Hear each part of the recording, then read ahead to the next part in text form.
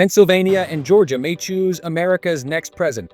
The destiny of the White House may hang on a deadlocked fight between Donald Trump and Kamala Harris for Georgia and Pennsylvania, two battlegrounds that have been decisive in crowning the last two presidents. The evolving electoral map is revealed in new CNN/SSRS polls out Wednesday of 6 swing states that captured the transformation in the race since the vice president replaced President Joe Biden as the Democratic nominee. The surveys show Harris has vastly improved her party's chances in November and could open several paths to the 270 Electoral College votes needed to win. But they suggest any stalling of her momentum could be disastrous to her hopes. Trump, despite weeks of failing to find a coherent anti-Harris message, still has a serious chance 9 weeks out of pulling off one of the most stunning political comebacks in U.S. history. Strong showings in a few key states could land him back in the Oval Office. More broadly, the new polls show that Harris has at least made a strong start on her extraordinary task of turning around an election that looked lost within the space of a few months. But they also reflect Trump's stunning and enduring strength among millions of Americans in his third presidential election, 8 years after he won his first.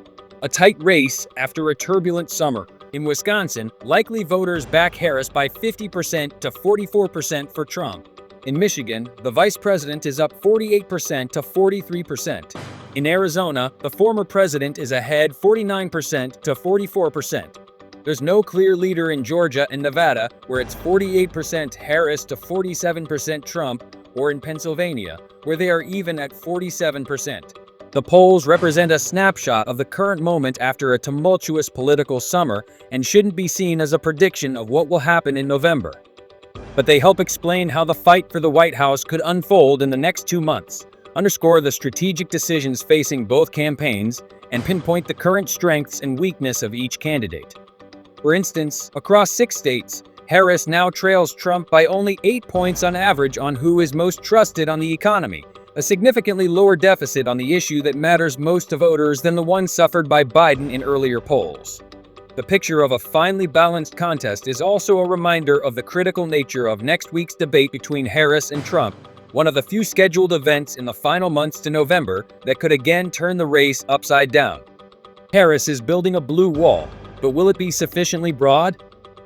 The polling data suggests that Harris is 2/3 of the way to consolidating, at least for now, the critical Midwestern blue wall states of Wisconsin, Michigan, and Pennsylvania that have long been the most credible route back to the White House for a Democratic nominee. But the tied race at this point in Pennsylvania suggests that Harris still faces a massive task in putting away a state that Biden won by only 1.2% of the vote 4 years ago. Many Democrats had privately conceded that Georgia, a longtime conservative bastion that has been competitive since 2020, was probably lost when Biden was the presumptive nominee. But the arrival of Harris has thrust the Peach State back into the decisive sprint to the White House.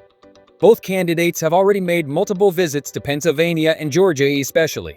Harris and Walz took a 2-day bus tour through rural southern parts of Georgia last week. And Harris was in Pittsburgh on Monday and will return to the Steel City for debate prep later this week. Trump recently took steps to repair his ties to Georgia's popular Republican Gov. Brian Kemp, whom he faults for not aiding his attempt to overturn Biden's win in the state in 2020, and last week was in Johnstown, Pennsylvania, for a rally that exemplified his attraction to voters in former industrial powerhouses hurt by the flight of blue-collar jobs overseas. The centrality of Pennsylvania and Georgia to the race can be seen when various scenarios are played out across the electoral map. There are tantalizing possibilities for Harris.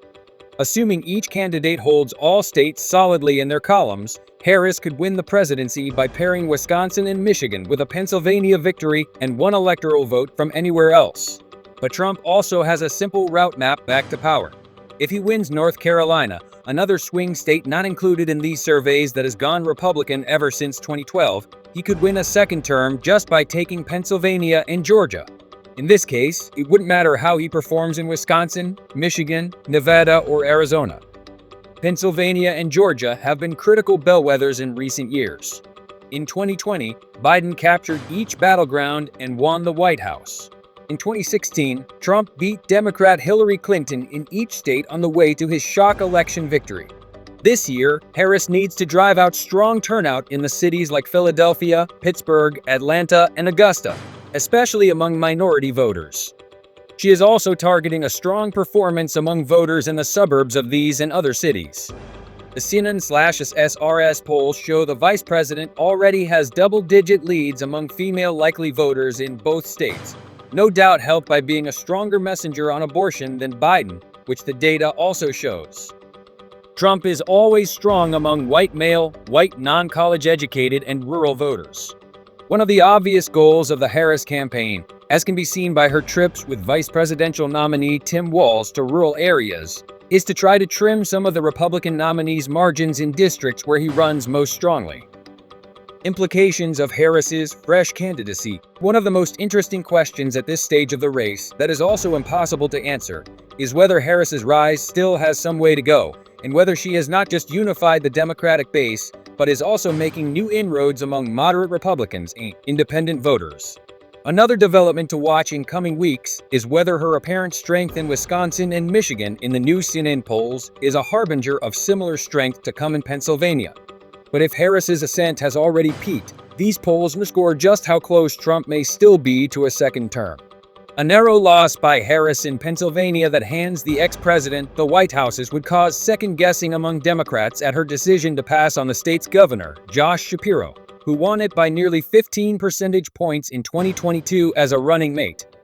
The polls were conducted between August 23-29, following the Democratic National Convention in Chicago, and are being published at the beginning of an intense two-month derby to Election Day.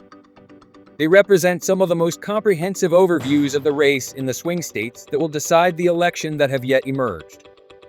And their publication follows a stunning presidential race that saw Biden fold his re-election campaign less than 4 months before Election Day, and his rival Trump, who is vying to become only the second president to win non-consecutive White House terms, escape an assassination attempt in one of those vital states, Pennsylvania. The campaign has moved up several notches in intensity even since Labor Day on Monday, and a key focus of both sides in the coming weeks will be identifying and turning out voters who are not yet committed to their choice. Across the states surveyed by CNN, an average of 15% of likely voters say they have not firmly decided who they will vote for. This means that if either Harris or Trump can close strongly and carve out a significant advantage among this group, they could lock down the race. Warning signs. There are some warning signs for both the vice president and the former president in the data. Harris polls at 85% among black likely voters in Georgia and at 84% in Pennsylvania. These findings may support claims by the Trump campaign that it has made inroads into a constituency that forms a bedrock of the Democratic coalition. According to exit polls in the 2020 election, Biden won 92% of black voters in Pennsylvania and 88% in Georgia. One key focus of the Harris campaign and grassroots organizing groups will be to try to elevate those numbers in the next 8 weeks and to make sure black voters get to the polls in big numbers. In both states, however, black registered voters express less motivation to vote than white voters do. Trump, meanwhile, has spent recent days oscillating in his position on reproductive rights and IVF fertility treatments, keenly aware that his most significant domestic political achievement, the construction of a conservative Supreme Court majority that overturned the nationwide constitutional right to an abortion, has turned into a massive electoral liability. The CNN/SRS polling bears this out. It finds that Harris has increased Biden's lead on abortion and reproductive rights across the 6 states surveyed, and that it now stands at an average of 27 percentage points among women. The current messaging from each side underscores this fraught moment in a bitter race. Trump's team put out a memo on Tuesday that pulsated with frustration that Harris's policy reversals and ties to Biden, an unpopular president, were not already decisive in Trump's favor. His top advisors Susie Wiles and Chris LaChivita wrote that their candidate had the true momentum. Do the Democrats and voters realize this? Or does the mainstream media, in its attempt to manage public opinion and continue the Harris honeymoon, report a version of reality that is at odds with the facts? They said. The Harris campaign released its own memo over the weekend seeking to temper euphoria that lifted the vice president at her Chicago convention. Democratic leaders, after all, need their voters to fear a close race and see a Trump return as a realistic probability in order to boost turnout. Make no mistake, we head into the final stretch of this race as the clear underdogs, Harris campaign manager Jennifer O'Malley Dillon warned.